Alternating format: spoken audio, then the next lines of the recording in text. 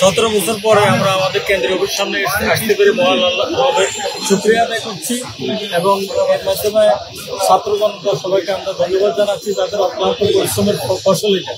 BNP জামাত BNP দীর্ঘদিন পর্যন্ত আন্দোলন করে যে সরকারের দিক লড়াইতে পারে নাই, ছাত্র জনতার ঐক্যবদ্ধ আন্দোলনে সেই সাকসেস আমরা পেয়েছি। এই জন্য আমরা মহানগরের কাছে শুকরিয়া আদায় করছি এবং সাথে সাথে আমি এটাও বলছি যে আগামী যে গভর্নমেন্ট আমাদের আসবে এই গভর্নমেন্টকে এটা থেকে শিক্ষা নিতে হবে আগামী দিনে আমাদেরকে হাসিনার পরিণতি বরণ না করতে হয়, দেশের মানুষের প্রত্যাশা যাতে পূরণ করতে পারি এবং আরো ভালোভাবে রাষ্ট্র চালে দেশের মানুষের উপকার করতে পারি। এই জন্য জামাত, বিশেষ করে জামাত এবং বিএনপির নেতাদেরকে আমি অনুরোধ রাখবো আগামী দিনে এটার থেকে শিক্ষা নিয়ে শিক্ষা কাজে লাগানোর জন্য অনুরোধ করছি।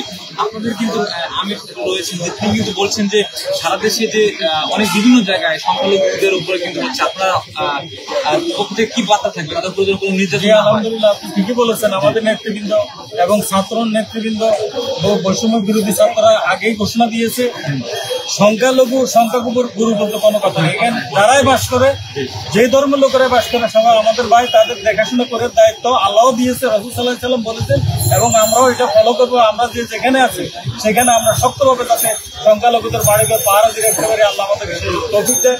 আল্লাহ রাসূল সাল্লাল্লাহু আলাইহি ওয়াসাল্লাম বলেছেন কেউ যদি সংখ্যালঘুর উপরে অত্যাচার করে কালকে আমরা শক্তভাবে দেশের পরিস্থিতি মোকাবেলার জন্য করছি। আর আমি ধিক্কার জানাচ্ছি যারা গণভবনে ঢুকে লুটপাট করেছে, এটা আমাদের চরিত্র ছিল না, চাতুর্য, এটা চোরের পরিচয় দিয়েছে। তারা সেখানে গিয়েছে, আলহামদুলিল্লাহ দেখেছে, গোসল করেছে, সবকিছু ঠিক আছে, বাট লুটপাট করা কোনো অবস্থাতে ঠিক হয় না। এগুলো আমাদের গভর্নমেন্টে আবার ফর্ম করতে হবে এবং এদেশের টাকা খরচ করে করতে হবে। যেগুলো তারা লুট করেছে সেগুলো এদেশের গভর্নমেন্ট ফান্ড থেকে খরচ করে, আমাদের ট্যাক্সের টাকা। আগামী দিনে যাতে কেউ এরকম না করে আমরা সবাই খেয়াল রাখবো ইনশাআল্লাহ। হ্যাঁ, দেশবাসীকে শান্ত থাকার জন্য অনুরোধ করছি, কারণ একটা প্রত্যেকটা কাজের একটা সময় লাগবে। একটা গভর্নমেন্ট ফর্ম করতে হলে অনেক কিছু চিন্তা ভাবনা দরকার আছে, নেতৃবৃন্দকে সময় দিতে হবে, চিন্তা ভাবনা করে গভর্নমেন্ট ফর্ম করতে হবে যাতে আগামী দিনে ইন্টারিম যে পিরিয়ডটা অতি অল্প দ্রুত সময়ের মধ্যে একটা নির্বাচন দিয়ে যাতে দেশে গণতন্ত্র ফিরিয়ে আনে এবং শান্তি শৃঙ্খলা ফিরিয়ে আসে সে প্রত্যাশা। জি, আমার কথা যদি বলার চেষ্টা করি, আপনারা কি কোনো পদ রয়েছে আপনার পরিচয়? আমি তাওহিদুল ইসলাম, বাগেরহাট জেলা অঞ্চলাধীন পশু উপজেলা ছাত্র শিবিরের সেক্রেটারি ইসলাম এবং জামাত ইসলামের সহযোগী সংগঠন শ্রমিক প্রধানের দায়িত্ব পালন। জি, আপনাদের আসলে কি চাওয়া কি হয়েছে এবং পাওয়াটা কি হয়েছে? চাওয়া তো আলহামদুলিল্লাহ আল্লাহ তাআলা দীর্ঘ 15.5 বছরের একটা স্বৈরাচারের কবল থেকে মানে অত্যাচারী শাসকের হাত থেকে আমাদেরকে রক্ষা করছে। এই জন্য আলহামদুলিল্লাহ আমাদের অসংখ্য ভাইয়েরা মিথ্যা মামলায় জেল কেটেছে, শাহাদাত বরণ করেছে। আমি নিজেও 16টা মামলার আসামি 6বার জেল কেটেছি। তারপরেও আল্লাহর উপরে সবর করে ধৈর্য নিয়ে আমরা মাঠে ময়দানে টিকে ছিলাম, টিকে আছে ইনশাআল্লাহ। সামনে আমিরে জামাত এবং আমাদের উদ্যোতন কর্মকর্তা যে দায়িত্বশীল বৃন্দ যে সকল দিক নির্দেশনা দেবে, আমরা ইনশাআল্লাহ অক্ষরে অক্ষরে মাঠে ময়দানে পালন করব। ধন্যবাদ আপনাকে। আমরা আমাদের যুক্ত রয়েছেন এই মুহূর্তে দেখছেন কেন্দ্রীয় যে কার্যালয় রয়েছে তা কিন্তু দেখছেন যে দীর্ঘ যে 16 বছর পর নেতাকর্মীরা কিন্তু দলটির কেন্দ্রীয় কার্যালয়ে এসে এখন দেখছেন যে বিভিন্ন নানা মামলা মোকদ্দমার পর তারা কিন্তু এতদিন টিকে ছিলেন এবং তারপর কিন্তু যে হাসি মুখে এখন যে প্রধানমন্ত্রী শেখ হাসিনা পতনের পর এই মুহূর্তে দলের কার্যালয়ে কিন্তু নেতাকর্মীরা কিন্তু প্রবেশ করছেন এবং এই মুহূর্তে দেখছেন সেই কার্যালয়ের সামনে থেকে নেতাকর্মীদের যে তাদের যে এখনকার যে কথা সেগুলো আমরা জানানোর চেষ্টা করছিলাম। দর্শক সরাসরি এই মুহূর্তে দেখছেন আর আমরা কয়েকজনের সাথে কথা বলবো। অপূর্ব অনুভূতি, যা চিন্তার বাইরে।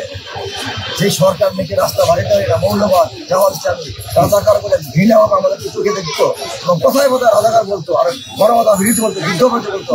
আজকে তাদের বহিঃপ্রকাশ পাচ্ছে। তারা বাংলাদেশে এখন একটা মানে ঈদের মধ্যে একটা জোয়ার হয়ে আসছে।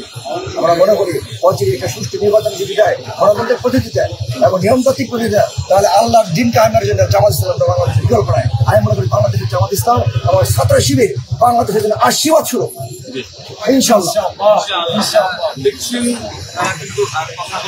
দেখছেন নেতাকর্মীদের যে এখন যে বক্তব্য সেগুলো জানানোর চেষ্টা করছে এবং এই মুহূর্তে দেখছেন যে বিভিন্ন জায়গা থেকে কিন্তু দলটির কার্যালয়ে কিন্তু হাসি মুখে নেতাকর্মীরা কিন্তু আসছেন এবং তারা কিন্তু দলটির কেন্দ্রীয় কার্যালয়ে প্রবেশ করছেন এবং সারা দেশেই কিন্তু বিভিন্ন জায়গা থেকে তাদের যে নেতাকর্মীরা হামলার শিকার হয়েছে তারাও কিন্তু দলটির কেন্দ্রীয় কার্যালয় থেকে এদিকে কিন্তু আসতে শুরু করেছে এবং আমরা এই মুহূর্তে দেখানোর চেষ্টা করছি দলটির কেন্দ্রীয় কার্যালয়ের সামনে এই মুহূর্তে চিত্র প্রধানমন্ত্রী শেখ হাসিনার পতনের পরেই প্রথম কিন্তু নেতাকর্মীরা দলটির কেন্দ্রীয় কার্যালয়ের সামনে কিন্তু এই মুহূর্তে দেখতে পাচ্ছেন যে কি এক প্রকার খুশির জোয়ারের মতোই কিন্তু তারা কিন্তু এই দলের কেন্দ্রীয় কার্যালয়ে কিন্তু ভিড় করছেন। শান্ত থেকে দেশটাকে আমরা পরিচালনা করব এখন আপনাদের এবং আমাদেরকে যে অন্যায় ভাবে জুলুম করেছে, নির্যাতন করছে এবং আমাদেরকে ব্যান করতে চেয়েছে, শেষ সময় আমাদেরকে ব্যান করে দিয়েছে, চলে গেছে। মূলত আল্লাহ তাআলার বিচার প্রকাশ্যে আমরা দেখতে পেয়েছি যে আল্লাহ কিভাবে বিচার করে। আল্লাহ তাআলা আমাদেরকে ওই ফ্যাসিবাদী সরকার, এই রাজাকার আমাদেরকে ব্যান করতে চেয়েছিল, শেষ সময় ব্যান করে দিয়ে গেছে, আপনারা সবাই জানেন। সেই ব্যান আজকে দেখেন তার উপরে পড়ে গেছে। আর বাংলাদেশের দুনিয়াতে বেঁচে থাকবে যতদিন এই পৃথিবী, ততদিনে এই বাংলার জমিনে নয়, সারা দুনিয়াতে আওয়ামী লীগের সরেয়া থেকে শুরু করে একেবারে অনিশ্বর পর্যন্ত কোনোদিন এই দেশে আর কোনোদিন কোন আওয়ামী লীগ কেউ বলতে পারবে না যে আমি আওয়ামী লীগ করি বুক ফুলিয়ে। কেউ বলতে পারবে না। এই দেশে একমাত্র জামাত এবং ছাত্র শিবিরের রক্ত ঝরিয়েছেন, শহীদ হয়েছেন। এই শহীদের রক্তের বিনিময়ে স্বাধীনতা আমরা লিখবো ইনশাআল্লাহ। আমরা নতুন করে স্বাধীনতার ঘোষণা আসবে ইনশাআল্লাহ। আমরা নতুন করে দেশকে আবার সুন্দরভাবে সুশৃঙ্খল ভাবে সাজাবো। আপনারা সকলে ধৈর্য ধরেন, কেউ উশৃঙ্খলা করবেন না, কেউ লুটপাট করবেন না। এই সময় সকলকে সজাগ থাকতে হবে, ধৈর্যের সাথে মোকাবেলা করতে হবে। একটা প্রশ্ন ছিল, এই এখন যে কেন্দ্রীয় কার্যালয় খুলেছে, আপনাদের যে জেলা পর্যায়ে থানা ওয়ার্ড পর্যায়ে কার্যালয়গুলো কি খুলছে না? ইনশাআল্লাহ পর্যায়ক্রমে আমাদের দিক নির্দেশ আসবে, আমরা পর্যায়ক্রমে সব আপনাদেরকে জানিয়ে দেব ইনশাআল্লাহ। সব খোলা হয়েছে ইনশাআল্লাহ। আমি একজন মুসলমান, আমার পরিচয় এটাই। দর্শক দেখছেন যে জামাত ইসলামের যে কার্যালয়ের সামনে থেকে আপনাদের এই মুহূর্তে সরাসরি দেখানোর চেষ্টা করেছি।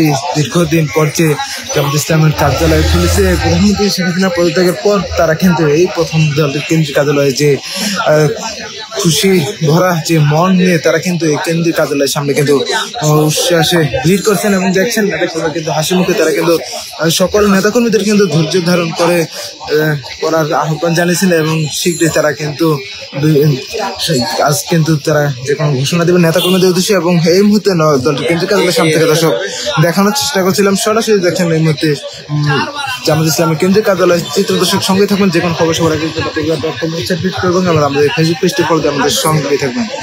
খাবার ছিল, এই খাবারটা নিয়ে তারা